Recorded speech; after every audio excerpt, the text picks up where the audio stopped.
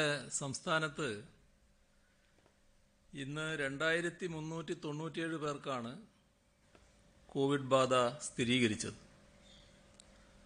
അതിൽ 2317 പേർക്കും സമ്പർക്കം മൂലമാണ് രോഗബാധയുണ്ടായത്. 2225 പേർ രോഗവിമുക്തരായിട്ടുണ്ട്. കോവിഡ് മൂലം 6 പേരാണ് ഇന്ന് മരണമടഞ്ഞത്.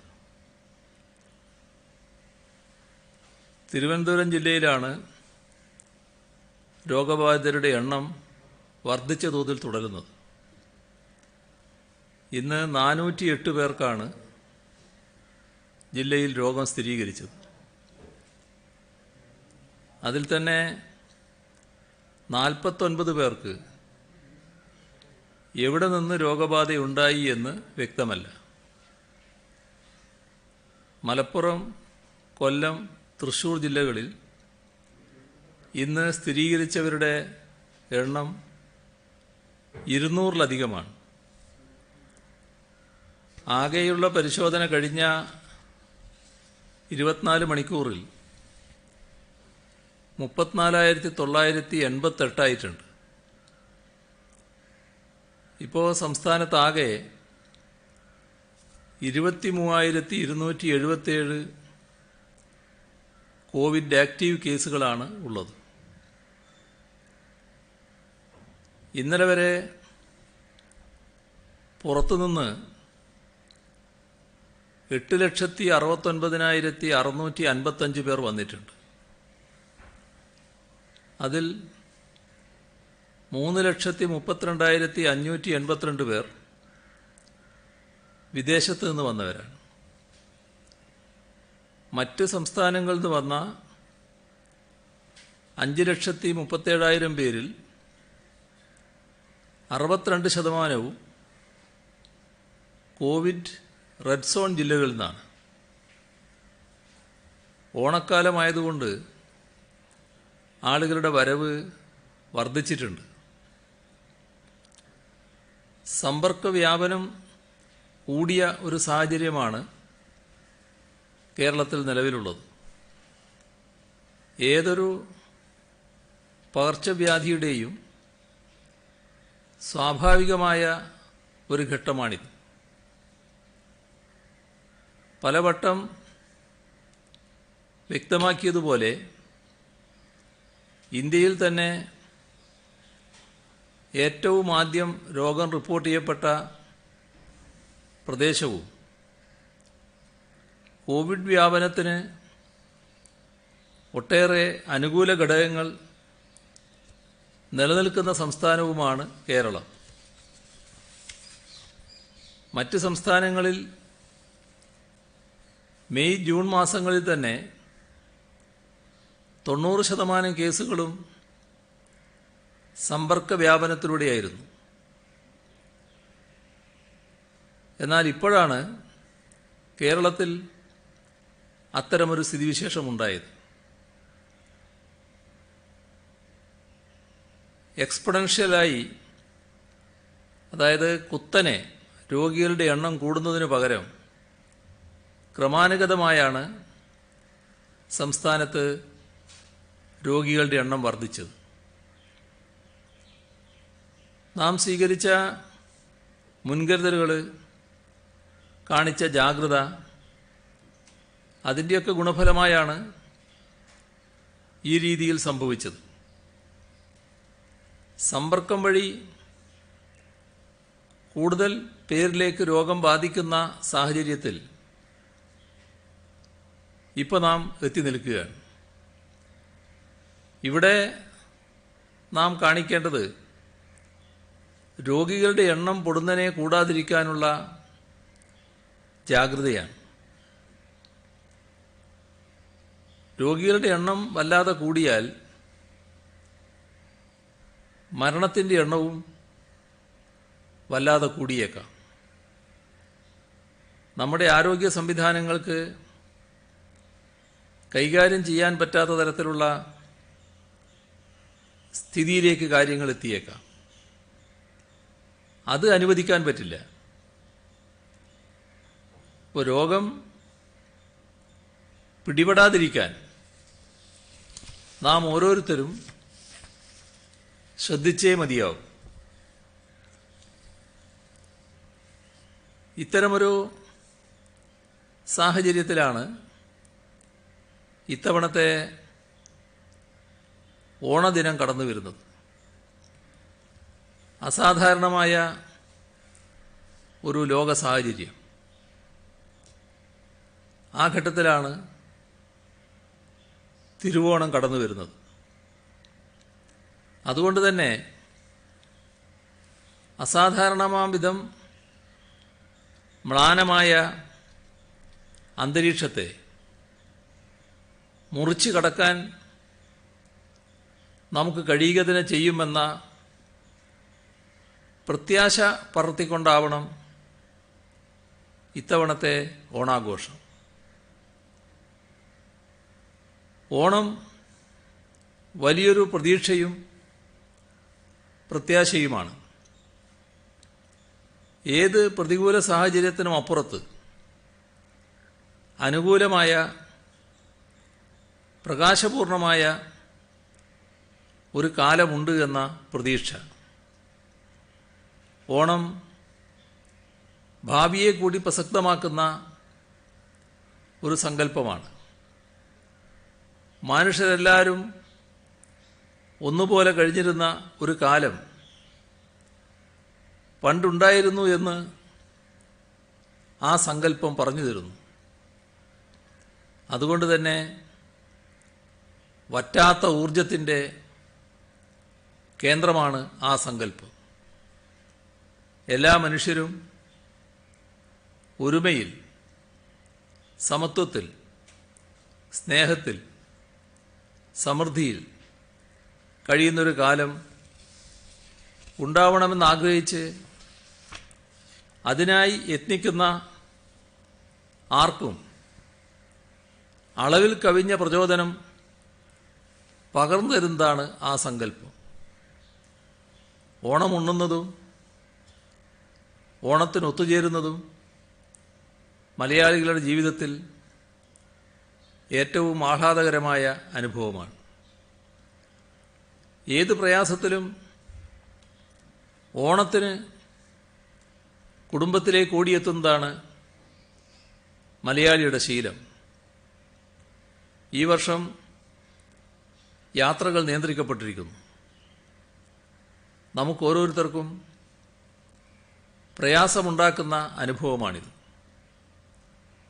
കോവിഡ് സൃഷ്ടിച്ച പരിമിതികൾക്കും പ്രയാസങ്ങൾക്കുമിടയിൽ ഓണത്തിന് സാധ്യമായ സഹായങ്ങൾ എത്തിക്കാനും ആനുകൂല്യങ്ങൾ നൽകാനും സർക്കാരിന് കഴിഞ്ഞിട്ടുണ്ട്. എല്ലാവിധ വേർതിരിവുകൾക്കും അതീതമായി, എല്ലാവിധ ഭേദചിന്തകൾക്കും അതീതമായി സന്തോഷത്തോടെ എല്ലാ മനുഷ്യരും കഴിയുന്ന ഒരു നല്ല കാലത്തിൻ്റെ പിറവിക്കായി എന്നും പ്രചോദനമാവട്ടെ ഓണം. കോവിഡ് വ്യവസ്ഥകൾ പാലിച്ചുകൊണ്ട് പരിമിതികൾക്കുള്ളിൽ നിന്ന് നമുക്ക് ഓണം ആഘോഷിക്കാം. എല്ലാ മലയാളികൾക്കും ഓണാശംസകൾ. കൃത്യമായ കരുതലോടെ ആവണം നമ്മൾ ഓണത്തെ വരവേൽക്കുന്നത്. കോവിഡ്-19 വ്യാപനമുണ്ടാകാൻ ഇട നൽകുന്ന യാതൊരു കാര്യവും സംഭവിക്കാതെ നോക്കണം. പൊതുസദ്യകളും ആളുകൾ കൂട്ടം കൂടുന്ന ആഘോഷ പരിപാടികളും പരിപൂർണമായി ഒഴിവാക്കണം. ഓണത്തിൻ്റെ സമയത്ത് ബന്ധുക്കളുടെയും സുഹൃത്തുക്കളുടെയും വീടുകൾ സന്ദർശിക്കുന്ന പതിവ് നമുക്കുണ്ട്. ഇത്തവണ അത്തരം പതിവുകളിൽ നിന്നും വിട്ടുനിൽക്കാൻ എല്ലാവരും തയ്യാറാകണം. റിവേഴ്സ് ക്വാറന്റൈനിൽ കഴിയുന്ന വയോജനങ്ങളെ സന്ദർശിക്കുന്നത് ഒഴിവാക്കാനും ശ്രമിക്കണം. ഇത്തരം സാഹചര്യത്തിൽ പരിമിതികളുണ്ടെങ്കിലും ഓൺലൈൻ സൗകര്യങ്ങൾ ഉപയോഗിച്ചുകൊണ്ട് പരസ്പരം കാണുവാനും സംസാരിക്കാനും സന്തോഷം പങ്കുവെക്കാനും ശ്രമിക്കുക. ഓണക്കാലത്ത് വിപണികൾ ഏറ്റവും കൂടുതൽ സജീവമാകുന്നത് സ്വാഭാവികമാണ്. ഇത്തവണ കോവിഡ് നിയന്ത്രണങ്ങൾ മൂലം പരിമിതികളുണ്ട്. നാളെ ഉത്രാടമാണ്. കടകളിൽ പോകുമ്പോൾ കുട്ടികളെയും പ്രായമായവരെയും കൊണ്ടുപോകാതിരിക്കാൻ ശ്രദ്ധിക്കണം. ഒരു വീട്ടിൽ നിന്നും 1-2 പേർ മാത്രം ഷോപ്പിങ്ങിനായി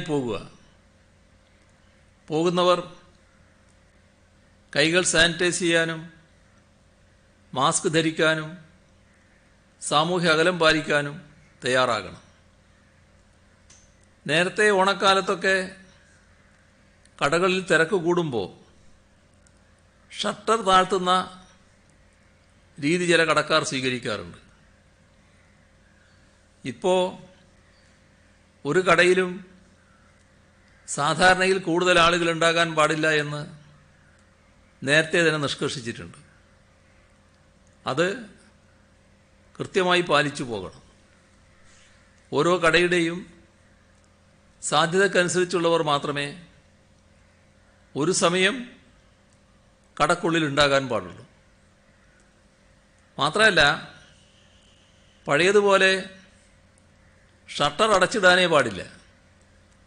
കാരണം അങ്ങനെ വന്നാൽ വായുസഞ്ചാരം കുറയും, രോഗം പെട്ടെന്ന് പടരാനുള്ള സാഹചര്യം സൃഷ്ടിക്കും.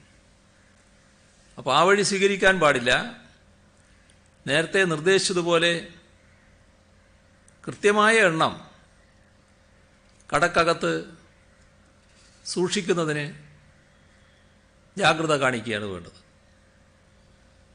വീടുകളിലേക്ക് സാധനങ്ങൾ ഫോണിൽ വിളിച്ചു പറഞ്ഞെത്തിക്കാനും ഓൺലൈൻ ഷോപ്പിംഗ് നടത്താനും സാഹചര്യമുള്ള സ്ഥലങ്ങളിൽ താമസിക്കുന്നവർ പരമാവധി ആ സാധ്യതകൾ ഉപയോഗിക്കാൻ ശ്രമിക്കണം.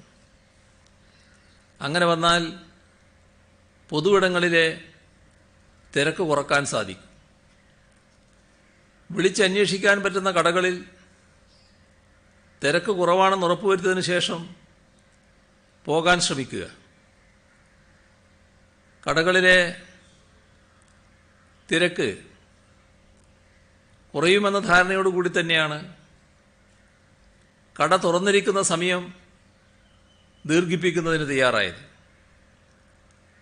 തുണിക്കടകളുടെ കാര്യത്തിൽ ഒരു പ്രത്യേക ശ്രദ്ധ വേണം. അവിടെ ഓരോ ആളും വസ്ത്രങ്ങൾ ധരിച്ചു നോക്കി പാകമാണോ എന്ന് കണക്കാക്കി ഉള്ള ആ രീതി, അങ്ങനെ വസ്ത്രം എടുക്കുന്നത് ഒഴിവാക്കുക തന്നെ വേണം. കടകളിൽ കയറിയാൽ ആവശ്യമുള്ള സാധനങ്ങൾ മാത്രം എടുക്കാനാണ് ശ്രദ്ധിക്കേണ്ടത്.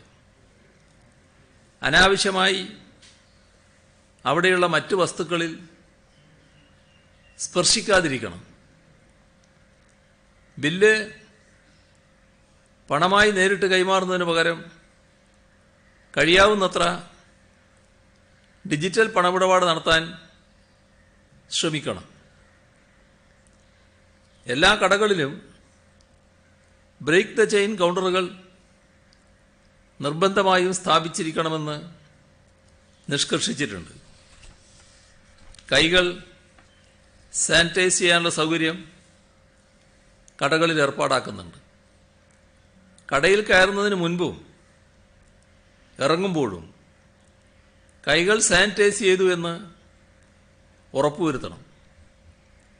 കടകളിൽ നിന്ന് തിരിച്ച് വീട്ടിലെത്തിയ ഉടനെ തന്നെ കൈകൾ വൃത്തിയാക്കാൻ ശ്രദ്ധിക്കണം.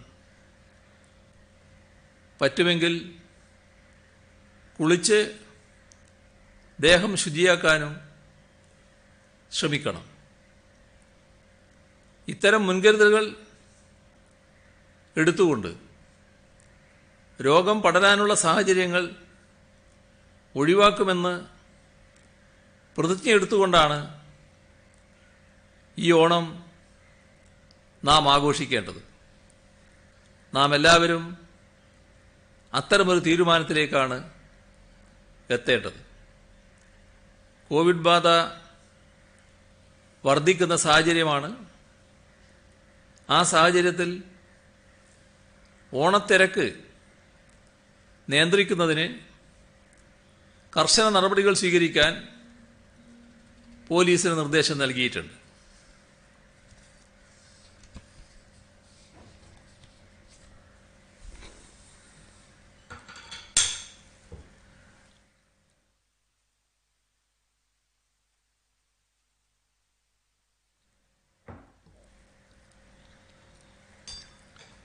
കോന്നിയിലെ പോപ്പുലർ ഫിനാൻസ് എന്ന സ്ഥാപനവുമായി ബന്ധപ്പെട്ട സാമ്പത്തിക തട്ടിപ്പ് അന്വേഷിക്കാൻ പത്തനംതിട്ട ജില്ലാ പോലീസ് മേധാവി KG സൈമണിൻ്റെ നേതൃത്വത്തിൽ 25 പേരടങ്ങുന്ന പ്രത്യേക സംഘത്തിന് രൂപം നൽകിയിട്ടുണ്ട്.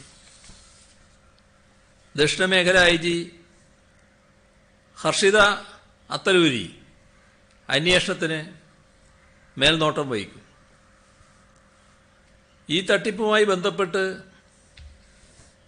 വിദേശത്ത് സാമ്പത്തിക ഇടപാടുകൾ നടന്നതായി സംശയിക്കുന്ന സാഹചര്യത്തിൽ അന്വേഷണത്തിന് ഇന്റർപോളിന്റെ സഹായം തേടും.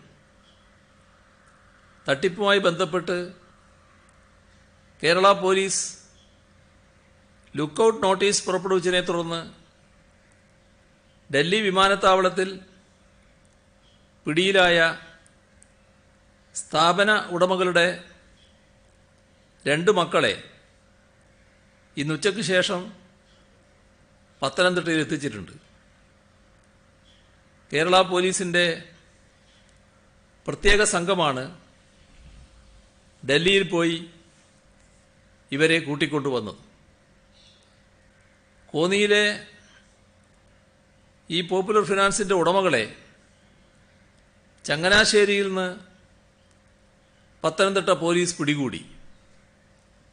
മാനേജിംഗ് ഡയറക്ടർ തോമസ് ദാനിയേൽ, ഭാര്യയും സ്ഥാപനത്തിൻ്റെ മാനേജിംഗ് പാർട്ണറുമായ പ്രഭാ ദാനിയേൽ എന്നിവരാണ് പിടിയിലായത്. ഡൽഹി വിമാനത്താവളത്തിൽ പിടിയിലായ 2 മക്കളെ കൊണ്ടുവന്ന കാര്യം നേരത്തെ ഞാൻ പറയുകയുണ്ടായി. നമ്മുടെ സംസ്ഥാനം GST കോമ്പൻസേഷൻ സംബന്ധിച്ച് നേരത്തെ തന്നെ നിലപാട് വ്യക്തമാക്കിയതാണ്. നഷ്ടപരിഹാരം പൂർണ്ണമായും കിട്ടിയേ പറ്റൂ എന്നുള്ളതാണ് നമ്മുടെ നിലപാട്. അത് സംസ്ഥാനങ്ങളുടെ ഭരണഘടനാപരമായ അവകാശമാണ്. അതോടൊപ്പം ഇതിന് വായ്പയെടുക്കാനുള്ള ചുമതല സംസ്ഥാനങ്ങളുടെ മേൽ അടിച്ചേൽപ്പിക്കരുത്. അതിന് 3 കാരണങ്ങൾ ചൂണ്ടിക്കാണിക്കുന്നുണ്ട്. ഒന്ന്, സംസ്ഥാനങ്ങൾക്ക് എടുക്കുന്ന വായ്പയ്ക്ക് കേന്ദ്ര സർക്കാരിനേക്കാൾ 1.5-2% പലിശ നൽകേണ്ടതായി വരും. രണ്ടാമത്തെ കാരണം, കേന്ദ്ര സർക്കാർ വായ്പാ പരിധി എത്ര ശതമാനം ഉയർത്തുമെന്നത് അനിശ്ചിതമാണ്. നഷ്ടപരിഹാരത്തിനെടുക്കുന്ന വായ്പ പൂർണ്ണമായും ഉൾക്കൊള്ളാൻ വിധം വായ്പാ പരിധി ഉയർത്തിയില്ലെങ്കിൽ അത്രയും സാധാരണഗതിയിലുള്ള വായ്പയിൽ നിന്നും വെട്ടിക്കുറക്കപ്പെടും. മൂന്നാമത്തത്, ഓരോ സംസ്ഥാനത്തിനുമുള്ള നഷ്ടപരിഹാരത്തിൽ വലിയ ഏറ്റക്കുറച്ചിലുകളുണ്ട്. അതനുസരിച്ച് ഓരോ സംസ്ഥാനത്തിനും അനുവദിക്കുന്ന ധനക്കമ്മി പരിധിയിലെ ഇളവ് വ്യത്യസ്തമായിരിക്കും. ഇങ്ങനെ മാറ്റുന്നതിന് പ്രായോഗികമായി വലിയ ബുദ്ധിമുട്ടായിരിക്കും. ഏതാണ്ട് എല്ലാ സംസ്ഥാനങ്ങളും ഈ നിലപാടാണ് സ്വീകരിച്ചത്. ഈ ഘട്ടത്തിൽ കേന്ദ്രം ഒരു പുതിയ സിദ്ധാന്തവുമായി വന്നു. GST വരുമാന നഷ്ടത്തെ രണ്ടായി തിരിച്ചു കാണണമെന്ന് ആവശ്യപ്പെട്ടു. സാധാരണഗതിയിൽ കഴിഞ്ഞ വർഷത്തെ പോലെ കാര്യങ്ങൾ നടക്കുമായിരുന്നെങ്കിൽ ഉണ്ടാകാവുന്ന നഷ്ടം, കോവിഡ് മൂലമുണ്ടായ നഷ്ടം, ഇത് രണ്ടും വേർതിരിച്ചു വേണം നഷ്ടപരിഹാരം കണക്കാക്കാൻ എന്നായിരുന്നു ഉയർത്തിയ വാദം. ഉദാഹരണത്തിന് 2020-21 റവന്യൂ ഗ്യാപ്പ് 3 ലക്ഷം കോടി രൂപയായിരിക്കുമെന്നാണ് കണക്ക്. എന്നാൽ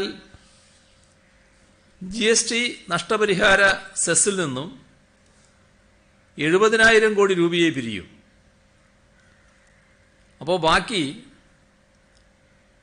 2,30,000 കോടി രൂപ നഷ്ടപരിഹാരം നൽകാനുള്ള പണം എവിടെ നിന്ന് കിട്ടും? ഈ 2,30,000 കോടി രൂപയിൽ പകുതി സാധാരണഗതിയിൽ GST വരുമാന ഇടിവിന്റെ ഫലമായ നഷ്ടമാണ്. ഈ നഷ്ടം കേന്ദ്രം വായ്പയെടുത്തു തരാം. ബാക്കിയുള്ളതിന് വായ്പയെടുക്കാനുള്ള ഉത്തരവാദിത്വം സംസ്ഥാനങ്ങൾ വഹിക്കണം.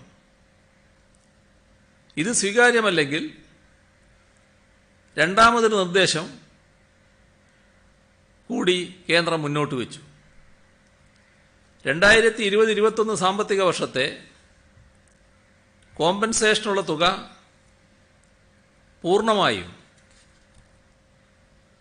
സംസ്ഥാനങ്ങൾ കടമെടുക്കുന്നതിന് റിസർവ് ബാങ്കുമായി കേന്ദ്രം നേരിട്ടിടപെട്ട് സഹായം നൽകും. സംസ്ഥാനങ്ങളുടെ കടമെടുപ്പ് പരിധിയെ FRBM ഇതെങ്ങനെ ബാധിക്കുമെന്നത് വ്യക്തമാക്കിയിട്ടില്ല. രണ്ട് നിർദ്ദേശങ്ങളിലും തിരിച്ചടവ് സെസ് ഫണ്ടിൽ നിന്നായിരിക്കും. ഇതിനായി സെസ് പിരിവ് നിലവിലെ കാലാവധി 5 വർഷത്തിൽ നിന്നും 2-3 വർഷം കൂടി ഉയർത്തും. എന്തായാലും GST കോമ്പൻസേഷൻ തുകയെ കോവിഡ് മൂലമുള്ളത്, സാധാരണഗതിയിലുള്ളത് എന്നിങ്ങനെയുള്ള വേർതിരിവ് നിയമപരമല്ല. ഇത് ഭരണഘടനാ വിരുദ്ധമാണ്. അതുപോലെ കേന്ദ്രം ഇത് വായ്പയെടുത്ത് നൽകുകയും വേണം. കൗൺസിലിൽ സമാനമായ നിലപാട് സ്വീകരിച്ച ധനമന്ത്രിമാരുടെ യോഗം തിങ്കളാഴ്ച ഉച്ചകഴിഞ്ഞ് വീഡിയോ കോൺഫറൻസ് വഴി നടത്തുവാൻ ശ്രമിക്കുകയാണ്. എല്ലാവരെയും ഏകോപിച്ചൊരു നിലപാട് സ്വീകരിക്കാനാണ് കേരളം ശ്രമിക്കുന്നത്. കോഴിക്കോട് ജില്ലയിലെ കടലുണ്ടിയിൽ നിന്നും ഏതാണ്ട് 17 നോട്ടിക്കൽ മൈൽ അകലെ അപകടത്തിൽപ്പെട്ട ഫിഷിംഗ് ബോട്ടിലുണ്ടായിരുന്ന 6 മത്സ്യത്തൊഴിലാളികളെ രക്ഷിക്കാൻ കഴിഞ്ഞിട്ടുണ്ട്. കോഴിക്കോട് കസബ പോലീസ് സ്റ്റേഷനിലെ senior civil officer VP Pavithran നടത്തിയ സംയോജിതമായ ഇടപെടലാണ് മത്സ്യത്തൊഴിലാളികളുടെ ജീവൻ രക്ഷിച്ചത്. അദ്ദേഹത്തോട് നന്ദി പറയുന്നു. അദ്ദേഹത്തെയും രക്ഷാപ്രവർത്തനത്തിന് നേതൃത്വം നൽകിയ മറ്റുദ്യോഗസ്ഥരെയും ഹാർദമായി അഭിനന്ദിക്കുന്നു. ഇത്രയാണ് ഇന്ന് വിവരങ്ങൾ കൈമാറാനുള്ളത്.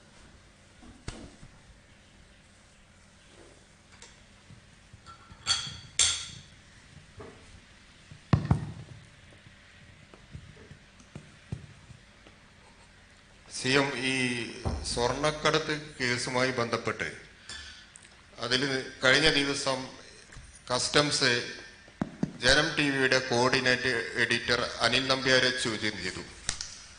അപ്പം താങ്കൾ നേരത്തെ തന്നെ വാർത്താ സമ്മേളനങ്ങളിൽ പറഞ്ഞിരുന്നു, ഇത് അന്വേഷണം ശരിയായ രീതിയിൽ മുന്നോട്ട് പോയാൽ പലരുടെയും മുട്ട് ഇടിക്കുമെന്ന്. ഇപ്പൊ ഏതാണ്ട് BJP നേതാക്കൾ പറയുന്നത് ജനം ടിവിയുമായി ഞങ്ങൾക്ക് ബന്ധമില്ല എന്നാണ്. ഇത് ശരിക്കും അന്വേഷണത്തെ വഴിതിരിച്ചുവിടാൻ വേണ്ടിയാണോ എന്നൊരു ആരോപണവും ഉയരുന്നുണ്ട്. ഇതേക്കുറിച്ച് താങ്കളുടെ അഭിപ്രായം എന്താ? ഇതിൽ ഞാൻ ആദ്യമേ പറഞ്ഞൊരു കാര്യമുണ്ട്, അന്വേഷണം അതിൻ്റേതായ വഴിക്ക് നീങ്ങട്ടെ. മാത്രമല്ല, ആ അന്വേഷണം നടന്നുകൊണ്ടിരിക്കുമ്പോൾ പറഞ്ഞൊരു കാര്യം, അന്വേഷണം ശരിയായ വഴിക്കാണ് നീങ്ങുന്നത് എന്നാണ് ഇതേവരെയുള്ള അനുഭവമെന്നും പറഞ്ഞിരുന്നു. അതിൻ്റെ ഭാഗമായി മറ്റൊരു ചിത്രം വരച്ചു കാട്ടാൻ ശ്രമിച്ചപ്പോഴാണ് ഈ അന്വേഷണം കൂടുതൽ നടക്കട്ടെ, അപ്പോൾ ആരുടെ നെഞ്ചിടിപ്പാണ് കൂടുന്നത് എന്ന് അപ്പോൾ നോക്കാം എന്ന് ഞാൻ പറഞ്ഞത്. അവിടെ തന്നെയാണ് ഞാൻ ഇപ്പോഴും നിൽക്കുന്നത്. അന്വേഷണം കൃത്യമായി നടക്കുകയാണ്. ആ അന്വേഷണത്തിൻ്റെ ഭാഗമായി ബന്ധപ്പെട്ടവരെ സ്വാഭാവികമായും വിളിച്ച് ചോദ്യം ചെയ്യുന്നു. മറ്റു കാര്യങ്ങൾ അന്വേഷണ ഏജൻസികൾ തീരുമാനിക്കട്ടെ. പക്ഷെ അപ്പോഴേക്ക് തന്നെ ഈ ജനം ടിവിയെ പോലെ ഒരു ടിവിയെ തന്നെ തള്ളിപ്പറയുന്നൊരു നില എന്തുകൊണ്ടാണ് സ്വീകരിച്ചത് എന്ന് എത്ര ആലോചിച്ചിട്ടും മനസ്സിലാകുന്നില്ല. അതൊരു കടന്ന കൈയായിപ്പോയി എന്നാണ് തോന്നുന്നത്. അത് നാടിൻ്റെ മുന്നിൽ അങ്ങനെ സംസാരിച്ച ഒരു പരിഹാസ്യമാകുന്ന നിലയാണല്ലോ ഉണ്ടാകുക. എല്ലാവർക്കും അറിയാലോ വസ്തുത. അപ്പോൾ ടിവിയെ അങ്ങനെ തള്ളി പറയേണ്ടതുണ്ടായിരുന്നില്ല എന്നും തോന്നുകയാണ്. ഈ കേസിൽ CPM BJP ബന്ധമാണല്ലോ പ്രതിപക്ഷ നേതാവ് ആരോപിക്കുന്നത്. അങ്ങനെ എന്തെങ്കിലും ബന്ധം ഉണ്ടോ? അദ്ദേഹത്തിന് ചില സമയത്ത് എന്താണ് പറയേണ്ടത് എന്നൊരു പിടികിട്ടില്ല. അതിൻ്റെ ഭാഗമായുള്ള പല വർത്തമാനങ്ങളും അദ്ദേഹം പറയാറുണ്ട്. ഇതിൽ അതിൻ്റെ ഭാഗമായി വന്ന ഒരു പറച്ചിലെന്ന് മാത്രമേ അതിനെ കാണേണ്ടതായിട്ടുള്ളൂ. സ്വർണം വന്നത് നയതന്ത്ര ബാഗേജിലല്ല എന്ന് ആദ്യം പറഞ്ഞത് കേന്ദ്രമന്ത്രി V. മുരളീധരനാണ്. ഇന്നലെ ജനം ടിവിയുടെ കോർഡിനേറ്ററെ ചോദ്യം ചെയ്യാനുള്ള കാരണം ഈ സ്വപ്നയോട് അനിൽ നമ്പ്യാർ പറഞ്ഞു ഇത് നയതന്ത്ര ബാഗേജിലല്ല വന്നത് എന്ന് പറയണം എന്നതിന്റെ അടിസ്ഥാനത്തിലാണ്. അന്നേരം ഇത് തമ്മിലൊരു കണക്ഷൻ ഉണ്ടെന്ന് തോന്നുന്നുണ്ട്. ഈ നെഞ്ചെടുപ്പ് കൂടും എന്ന് CM പറയുന്നത് V. മുരളീധരന്റെ ഉദ്ദേശമാണോ? ഞാൻ ഏത് വ്യക്തിയെ ഉദ്ദേശിച്ചു എന്നുള്ളത് ഒരു പ്രസക്തമേ അല്ല. ഇതൊരു തെറ്റായ രീതിയിൽ കാര്യങ്ങൾ അവതരിപ്പിച്ച് പോകുമ്പോൾ അത് ഏതെല്ലാം തരത്തിൽ തിരിച്ചു വരാനിടയുണ്ട്, അല്ലെങ്കിൽ തിരിഞ്ഞു പോകാനിടയുണ്ട് എന്ന തോന്നലിൻ്റെ ഭാഗമായിട്ടാണ് ഞാനത് പറഞ്ഞത്. ആരെയും വ്യക്തിപരമായി മനസ്സിൽ വെച്ചുകൊണ്ട് ഞാൻ പറഞ്ഞതല്ല. അതേസമയം ഇത്തരം കാര്യങ്ങളിൽ സാധാരണഗതിയിലുള്ള അന്വേഷണം നടന്നാൽ യഥാർത്ഥ കുറ്റവാളികളിലേക്ക് എത്തുമെന്ന് ഉറപ്പാണ്. ആ കുറ്റവാളികളായിട്ടുള്ളവർ, അല്ലെങ്കിൽ ഇപ്പോൾ അന്വേഷണത്തിന് വിധേയരായിട്ടുള്ളവർ ആരുമായിട്ടൊക്കെ ബന്ധപ്പെട്ടവരാണെന്ന് ഇതിനകം തന്നെ വ്യക്തമായിട്ടുണ്ട്. അത് ആ വഴിക്ക് നടക്കട്ടെ. അതിൻ്റെ ഭാഗമായി ആളുകൾ ആരാണ് എന്നുള്ളത് പുറത്തു വരട്ടെ. ഈ കഴിഞ്ഞ ദിവസം മാഹി ബൈപ്പാസ് പാലം തകർന്നതുമായി ബന്ധപ്പെട്ട് ഇന്ന് പ്രതിപക്ഷ നേതാവ് പറഞ്ഞിരിക്കുന്നത് അതിൽ സംസ്ഥാന സർക്കാർ കൈയൊഴിയുകയാണ്, സംസ്ഥാന സർക്കാരിനും അതിന് പങ്കുണ്ട് എന്ന രീതിയിലുള്ള ഒരു ആരോപണമാണ് അദ്ദേഹം ഉന്നയിച്ചിരിക്കുന്നത്. ഇതേക്കുറിച്ച് എന്താണ് മുഖ്യമന്ത്രി നിലക്ക് താങ്കൾക്ക് പറയാനുള്ളത്? അതും അദ്ദേഹത്തിൻ്റെ ഞാൻ നേരത്തെ പറഞ്ഞ ഒരു പ്രത്യേകതയുടെ ഭാഗമായിട്ട് ഉള്ള ചില പരാമർശങ്ങളാണ് വന്നിട്ടുള്ളത്. അദ്ദേഹം ആ പാലം പഞ്ചവടിപ്പാലം പോലെയായി എന്ന് പറഞ്ഞതായിട്ട് കാണുന്നുണ്ട്. ഏതായാലും പഞ്ചവടിപ്പാലത്തിൻ്റെ കാര്യം ഇടയ്ക്കിങ്ങനെ ഓർമ്മിക്കുന്നത് നല്ലത് തന്നെയാണ്. കേന്ദ്ര സംസ്ഥാന സർക്കാരുകൾക്ക് ഉത്തരവാദിത്വമുണ്ട് എന്ന് പറഞ്ഞുകൊണ്ടാണ് അദ്ദേഹം പറഞ്ഞത് നേട്ടത്തിൽ അഭിമാനിക്കുന്നവർ പരാജയവും ഏറ്റെടുക്കണമെന്ന്. അത് ഒറ്റപ്പെട്ടൊരു തോന്നലല്ല. ആ ബൈപ്പാസ് ഉദ്ഘാടനം ചെയ്തത് അതിൻ്റെ നിർമ്മാണ പ്രവർത്തനം മുഖ്യമന്ത്രിയാണെന്നുള്ള പ്രചരണം മറ്റൊരു വഴിക്ക് അഴിച്ചുവിടുന്നുമുണ്ട്. ഇതിൽ കേരളത്തിലെ നാഷണൽ ഹൈവേ വികസനവുമായി ബന്ധപ്പെട്ട പദ്ധതിയുടെ ഭാഗമായിട്ടാണ് ഇതിനെ കാണേണ്ടത്. നമ്മൾ കേരളത്തിൻ്റെ അഭിമാന പദ്ധതിയായി കാണുന്ന ഒന്നാണ് നാഷണൽ ഹൈവേ വികസന പദ്ധതി. അതിന് കേന്ദ്രത്തിൽ ആവശ്യമായ ഇടപെടൽ നടത്തി യാഥാർത്ഥ്യമാക്കുക എന്നത് സംസ്ഥാന സർക്കാർ ചെയ്യേണ്ട പ്രാഥമികമായൊരു ഉത്തരവാദിത്തമാണ്. അതിനാണ് സർക്കാർ ശ്രമിച്ചത്. അപ്പോഴാണ് ഭൂമിയെടുപ്പിനുള്ള പണത്തിൻ്റെ ഒരു ഭാഗം സംസ്ഥാനം വഹിക്കണമെന്ന് നിർദ്ദേശം വന്നത്. ആ പണം നൽകാൻ നമ്മൾ തയ്യാറായി.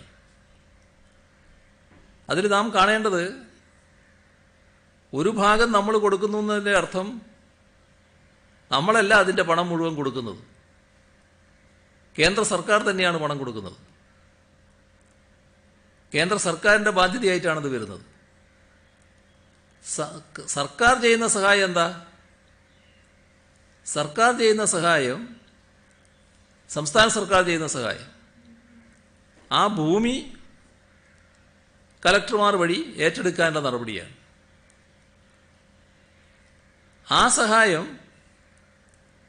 UDF സർക്കാരിൻ്റെ കാലത്ത് ചെയ്യാത്തത് കൊണ്ടാണ്, ആ ഭാഗത്ത് ഒരു നടപടിയും സ്വീകരിക്കാത്തത് കൊണ്ടാണ് നമ്മുടെ കേരളത്തിൽ നാഷണൽ ഹൈവേ വികസനം തീരെ നടക്കാതെ പോയത്. പക്ഷേ LDF സർക്കാർ വന്നപ്പോൾ കേന്ദ്രവുമായി നിരന്തരം ചർച്ച നടത്തി. നേരത്തെ അത് വ്യക്തമാക്കിയതാണ്. എത്രയോ തവണ കേന്ദ്രമന്ത്രിയെ കണ്ടു. അതിൻ്റെയൊക്കെ തുടർച്ചയായിട്ടാണ് ഭൂമി വില വളരെ കൂടുതലാണ്, അപ്പോൾ ആ വിലക്ക് ഞങ്ങൾക്ക് എടുക്കാൻ പ്രയാസമുണ്ട്, നിങ്ങൾ പകുതി തരണം എന്നൊരു നിലപാടെടുത്തത്. അപ്പം അതുമായി ബന്ധപ്പെട്ട് പിന്നെ ചർച്ച തുടങ്ങി. അങ്ങനെയാണ് 25% സംസ്ഥാനം നൽകാമെന്ന വ്യവസ്ഥ അംഗീകരിച്ചത്.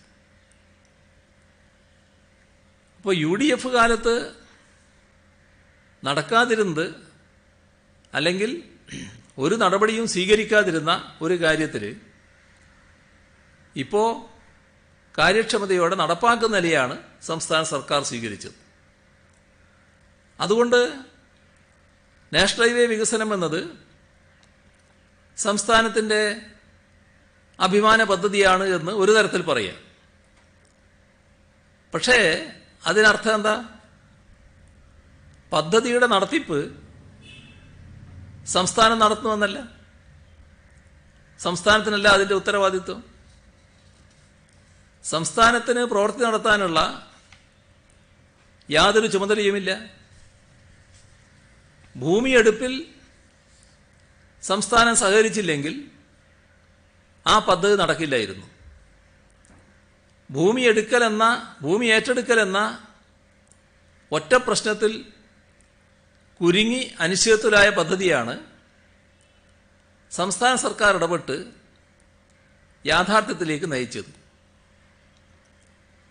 ഇതിലെ ഓരോ പ്രവൃത്തിയുടെയും എസ്റ്റിമേറ്റ് തയ്യാറാക്കുന്നത്, DPR തയ്യാറാക്കുന്നത്, ടെൻഡർ ചെയ്യുന്നത്, കരാറുകാരെ നിശ്ചയിക്കുന്നത്, കരാർ വെക്കുന്നത്, പ്രവൃത്തിയുടെ നിർവഹണം നടത്തുന്നത്, മേൽനോട്ടം വഹിക്കുന്നത്, ഗുണനിലവാരം പരിശോധിക്കുന്നത്, അളവെടുക്കുന്നത്, കരാറുകാരന് പണം നൽകുന്നത് എല്ലാം കേന്ദ്ര സർക്കാരിൻ്റെ ദേശീയപാത അതോറിറ്റിയാണ്.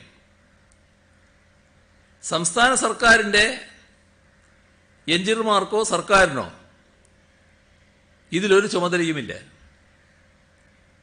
ഇതിൻ്റെ നിർമ്മാണോദ്ഘാടനം നിർവഹിച്ചത് കേന്ദ്രമന്ത്രി നിതിൻ ഗഡ്കരി,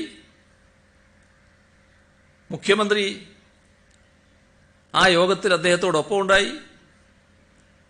കേന്ദ്ര സഹമന്ത്രി വി മുരളീധരനും അന്ന് ആ യോഗത്തിൽ പങ്കെടുത്തു. സംസ്ഥാനത്ത്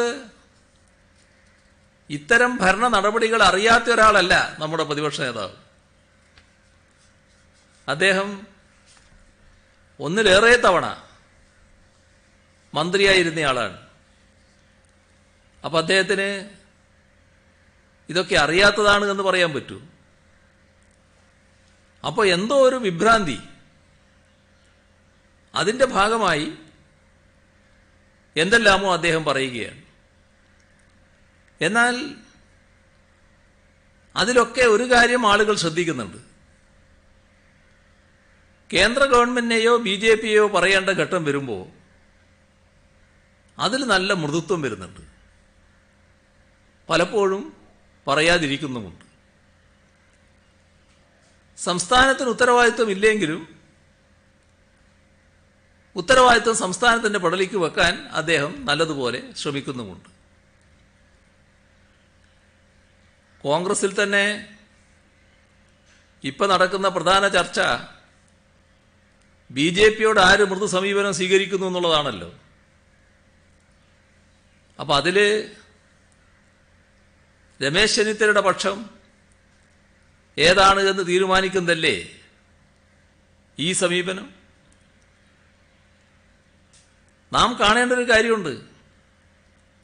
ഇത്തരം കാര്യങ്ങളിൽ സംസ്ഥാനത്തിന് ഇടപെട്ട് തീർക്കാൻ കഴിയുമായിരുന്നെങ്കിൽ ഉദുലാൻ തുരങ്കം എപ്പോഴേ യാഥാർത്ഥ്യമാകുമായിരുന്നു. അത് നമ്മൾ ഓർക്കേണ്ട ഒരു കാര്യമാണ്. ആലപ്പുഴ ബൈപ്പാസ് ഉദ്ഘാടനം ചെയ്യാൻ തടസ്സം ഒരു റെയിൽവേ മേൽപ്പാലമായിരുന്നു എന്നത് ആ ജില്ലക്കാരനായ പ്രതിപക്ഷ നേതാവിന് അറിഞ്ഞുകൂടെ? കൊല്ലം ബൈപ്പാസ് ഉദ്ഘാടനം നടത്തിയ കഥ മറന്നുപോയോ? ദേശീയപാത എന്താണെന്നുള്ള സാമാന്യ ജ്ഞാനമില്ലാത്തത് കൊണ്ടല്ല ഇത്തരം കാര്യങ്ങൾ പറയുന്നത്. ഒന്നേ പറയുന്നുള്ളൂ, പലവട്ടം പറഞ്ഞതാണ്, സ്വന്തം ശീലം വെച്ച് മറ്റുള്ളവരെ അളക്കാൻ പുറപ്പെടരുത്. കേസിൽ മുരളീധരനെ പോലുള്ള നേതാക്കൾക്ക് പങ്കുണ്ടെന്ന ആരോപണം CPM-ന്റെയും LDF നേതാക്കൾ ഉന്നയിക്കുന്നുണ്ട്. അങ്ങനെ ഒരു പങ്കുണ്ടെങ്കിൽ BJP ഭരിക്കുമ്പോൾ കേന്ദ്ര ഏജൻസിയുടെ അന്വേഷണം അവിടേക്ക് എത്തുമെന്ന് കരുതുന്നുണ്ടോ? ഇപ്പോൾ പോകുന്ന ശരിയായ ദിശയിൽ അന്വേഷണം മുന്നോട്ട് പോകുമെന്ന പ്രതീക്ഷയുണ്ടോ? ഏത് കാര്യത്തിലായി പറഞ്ഞത്? സ്വർണ്ണക്കടത്താണ്. അല്ല, സ്വർണ്ണക്കടത്ത് കേസിനുമായി ബന്ധപ്പെട്ട് നമ്മൾ അന്വേഷണത്തിന്റെ പുരോഗതിയാണല്ലോ വിലയിരുത്തേണ്ടത്, അന്വേഷണ രീതിയുമാണല്ലോ കാണേണ്ടത്. അപ്പോൾ ഇന്നത്തെ ഒരു നില നോക്കിയാൽ അന്വേഷണം കൃത്യമായ രീതിയിൽ തന്നെയാണ് പോകുന്നത്. ഇത് എല്ലാ ഘട്ടത്തിലും ഞാൻ പറഞ്ഞതാണ്. അത് ഭാവിയിൽ എങ്ങനെ പോകുമെന്നതൊന്നും ഇപ്പോൾ പറയാൻ പറ്റുന്നതല്ല. പക്ഷേ ഇന്നത്തെ നിലയിൽ കൃത്യമായ വഴിക്ക് തന്നെയാണ് അന്വേഷണം പോകുന്നത്. അപ്പോൾ അതാണ് എനിക്ക് ആവർത്തിച്ച് പറയാനുള്ളത്.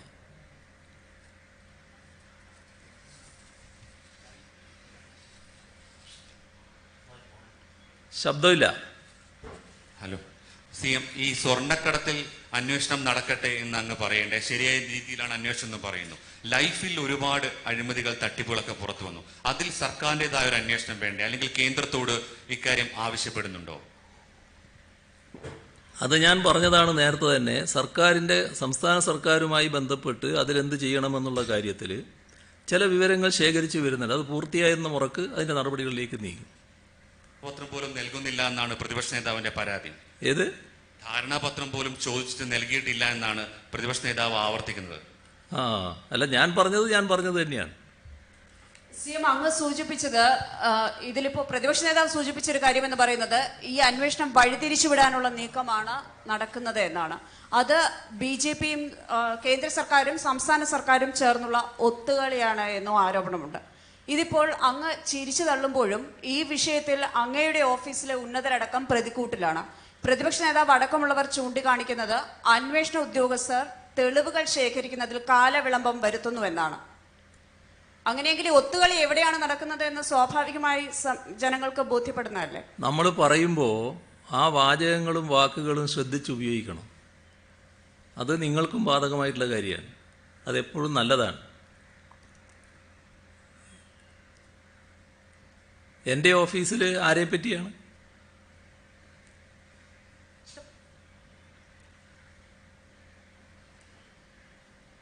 കേൾക്കാമോ സിഎം? അല്ല, ഇപ്പൊ മുഖ്യമന്ത്രിയുടെ ഓഫീസുമായി ബന്ധപ്പെട്ട് എം ശിവശങ്കർ IAS ഉൾപ്പെടെയുള്ളവർ ആരോപണ വിധേയരായി നിൽക്കുന്നു. അരുൺ ബാലചന്ദ്രനും സ്വപ്ന സുരേഷും അടക്കമുള്ളവർക്ക് സെക്രട്ടേറിയറ്റിലെ ഓഫീസുകളുമായി അടുത്ത ബന്ധമുണ്ടായിരുന്നവരാണ്. എം ശിവശങ്കർ എന്ന് പറയുന്നത് ഒരു കാലത്ത് എൻ്റെ ഓഫീസിലുണ്ടായിരുന്നു, എൻ്റെ സെക്രട്ടറിയായിട്ടും ഉണ്ടായിരുന്നു. അദ്ദേഹം ഒരു പ്രശ്നത്തിൽ ഇതുമായി ബന്ധപ്പെട്ട് ചില വാർത്തകൾ വന്നപ്പോൾ തന്നെ സെക്രട്ടറി സ്ഥാനത്ത് നിന്ന് ഒഴിവായല്ലോ. അതിനെ തുടർന്ന് മറ്റു ചില അന്വേഷണങ്ങൾ വന്നപ്പോൾ, അന്വേഷണങ്ങളെല്ലാം ഞാനൊന്ന് പറഞ്ഞതാണല്ലോ, അന്വേഷണത്തിൻ്റെ ഭാഗമായി അദ്ദേഹത്തെ സസ്പെൻഡ് ചെയ്യുന്ന നിലയും വന്നല്ലോ. പിന്നെ എങ്ങനെയാണ് നിങ്ങൾ എൻ്റെ ഓഫീസിലുള്ള ആളെന്ന് പറയുക? എൻ്റെ ഓഫീസിൽ ഉണ്ടായിരുന്നെന്ന് പറഞ്ഞാൽ ശരിയാണ്, നേരത്തെ ഉണ്ടായിരുന്നാന്ന്. ഇപ്പോഴെങ്ങനെയാണ് എൻ്റെ ഓഫീസിന് അതിന് ഉത്തരവാദിത്തം വരിക? ഇതാണ് ഞാൻ പറയുന്നത്.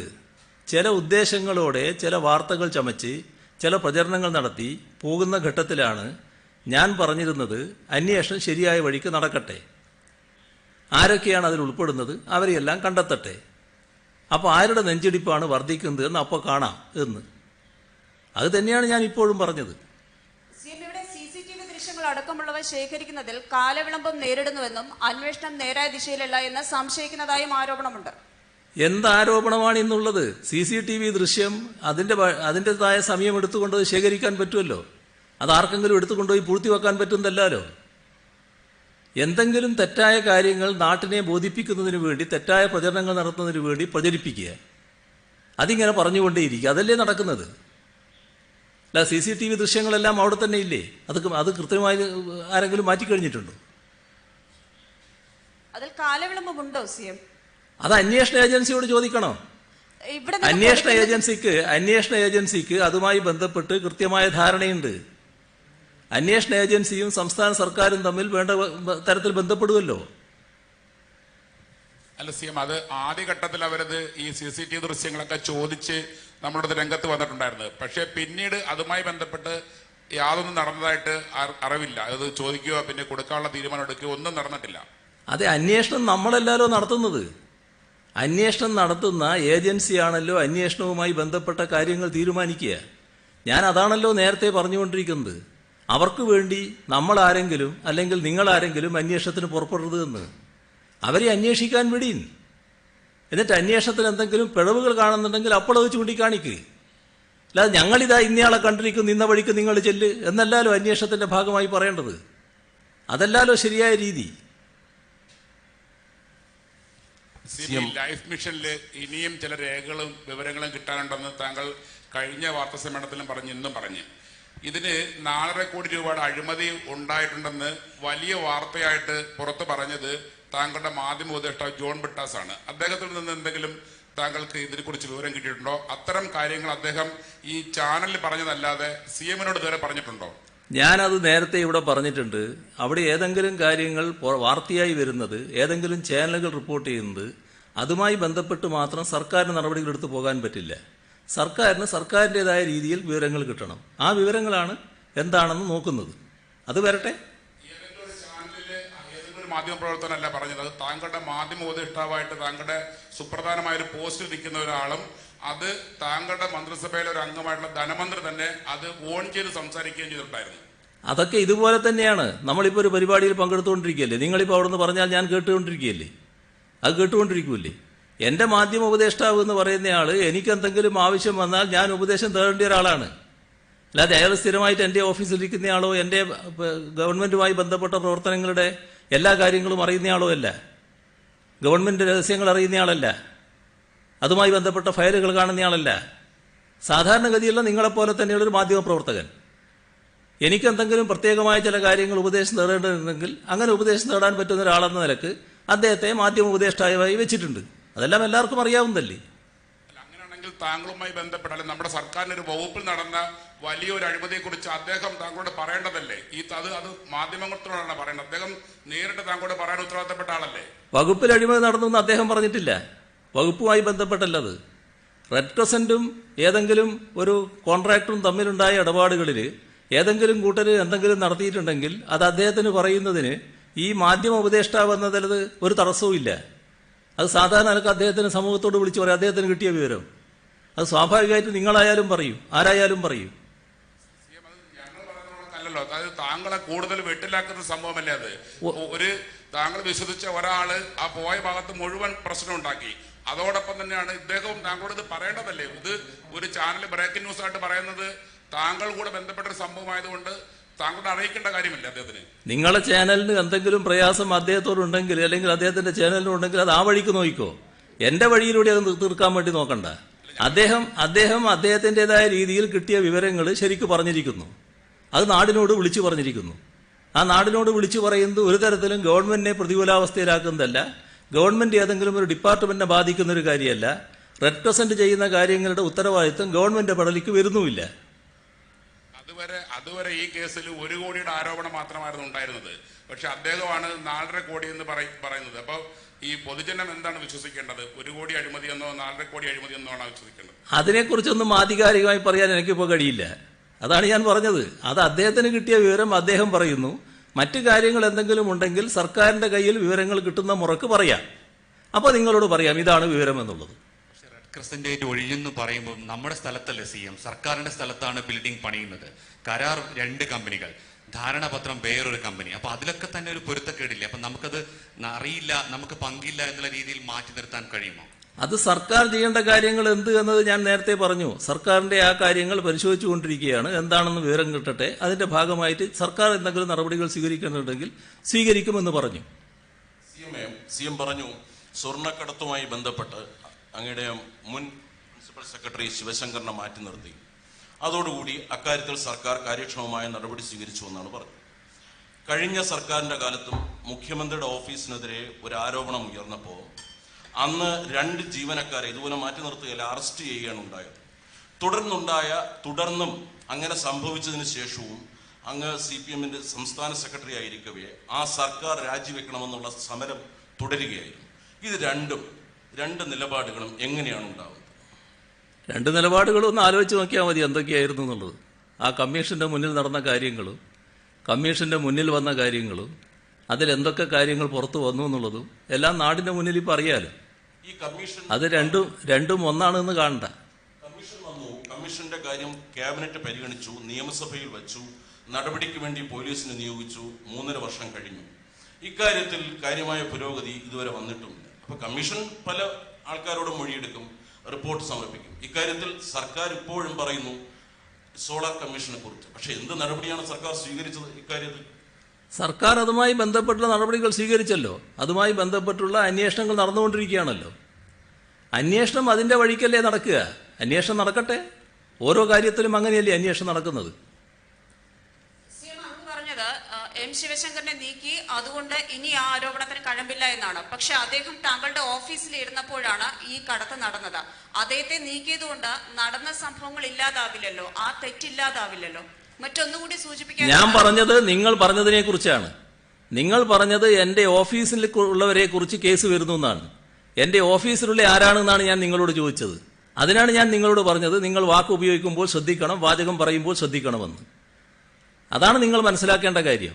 ശിവശങ്കർ നേരത്തെ എന്റെ സെക്രട്ടറി ആയിരുന്നു. അത് ഒരു വസ്തുതയാണ്. ശിവശങ്കർ എങ്ങനെയാണ് സെക്രട്ടറി സ്ഥാനത്ത് നിന്ന് പോയത് എന്ന് നിങ്ങൾക്കറിയാം.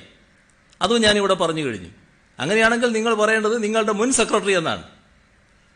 അതല്ല നിങ്ങൾ പറഞ്ഞത്. അതുകൊണ്ടാണ് ഞാൻ ആ സമയത്ത് ഇടപെട്ടത്.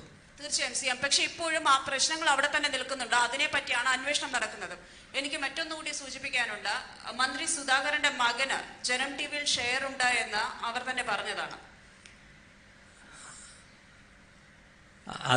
അതിനകത്ത് ആരെയൊക്കെ ഷെയർ ഉണ്ട് എന്ന് എനിക്കറിയില്ല. ഇനി സുധാകരന്റെ മകന് ആരൊക്കെ എവിടെയൊക്കെ ഷെയർ ഉണ്ടോ എന്നുള്ളതും എനിക്കറിയുന്ന കാര്യമല്ല.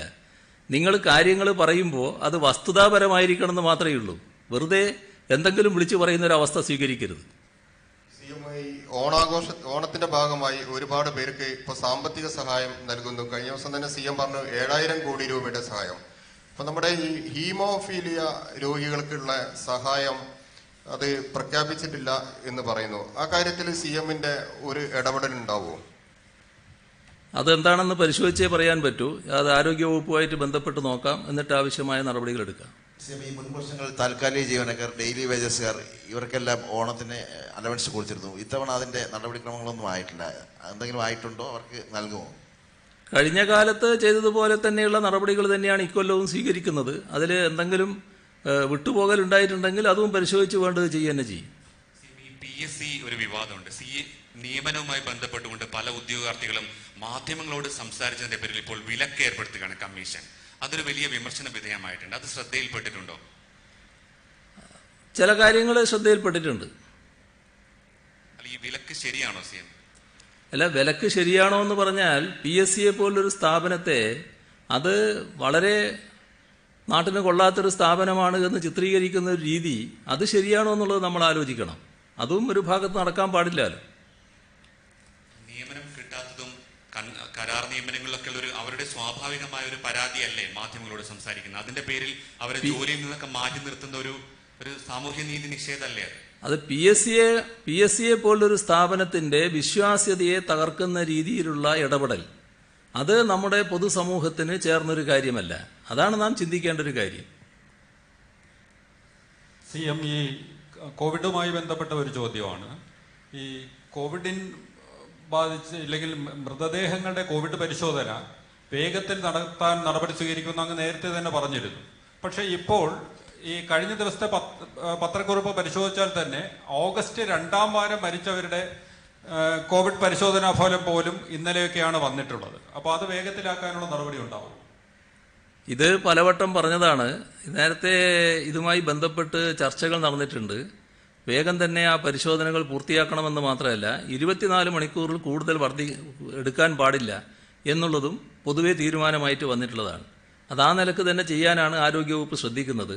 ഏതെങ്കിലും ചില പ്രത്യേക കേസുകളിൽ പരിശോധനകൾ വീണ്ടും വേണ്ടിവരുന്നു എന്ന ഘട്ടം വരുമ്പോഴായിരിക്കാം ചിലപ്പോൾ താമസം വരുന്നത്. അത് അതിൻ്റെതായ കാലതാമസം മാത്രമാണ്. പൊതുവിൽ അത്തരമൊരു ആക്ഷേപം ഒഴിവാക്കുന്ന നടപടികൾ സർക്കാർ ഗൗരവമായി തന്നെ സ്വീകരിക്കും. CMA ഇന്നലെ മിനിസ്റ്റർ AK ബാലൻ വാർത്താസമ്മേളനത്തിൽ പറഞ്ഞിരുന്നു, KPCC അധ്യക്ഷനെതിരെ നിയമ നടപടി സ്വീകരിക്കും. അതുപോലെ തന്നെ തെറ്റായ വാർത്തകൾ പ്രസിദ്ധീകരിച്ച ചില മാധ്യമങ്ങൾക്ക് എതിരെ പ്രസ് കൗൺസിലിനെ സമീപിക്കും. അത്തരത്തിൽ എന്തെങ്കിലും ആലോചന സർക്കാരിന്റെ ഭാഗത്തു നിന്നുണ്ടോ? സർക്കാർ പ്രസ് കൗൺസിലിനെ സമീപിക്കുന്നു പറയുന്നത് സാധാരണ നിങ്ങളുടെ ഒരു സമ്പ്രദായത്തിന്റെ ഭാഗമായിട്ടുള്ളതല്ലേ. അതിലെന്താ വേറെ പ്രശ്നം വന്നിരിക്കുന്നു? നമ്മൾ തെറ്റായ വാർത്തകൾ പ്രചരിപ്പിക്കുന്ന സ്ഥിതി വരുമ്പോൾ അത് ഇതാണ് ചെയ്യുന്നത്. സാധാരണ പത്രനീതിയല്ല, സാധാരണ നിലക്ക് പത്രങ്ങൾ നിർവഹിക്കേണ്ട ധർമ്മമല്ല, മാധ്യമങ്ങൾ നിർവഹിക്കേണ്ട ധർമ്മമല്ല എന്ന നിലക്ക് പ്രസ് കൗൺസിലിനെ സമീപിക്കുമല്ലോ ആരും. ഇവിടെ സംസ്ഥാന സർക്കാരിന് അത്തരമൊരു ഘട്ടം വരുന്നു, അത് ചെയ്യാൻ നിർബന്ധമാകുന്നു. അതാണ് നിയമമന്ത്രി എന്ന നിലക്ക് അദ്ദേഹം ചൂണ്ടിക്കാണിച്ചത്. അതിലൊരു പശുവുമില്ല. അപ്പോൾ നമുക്ക് നാളെ കാണുന്നുണ്ട്, നാളെ കാണാം.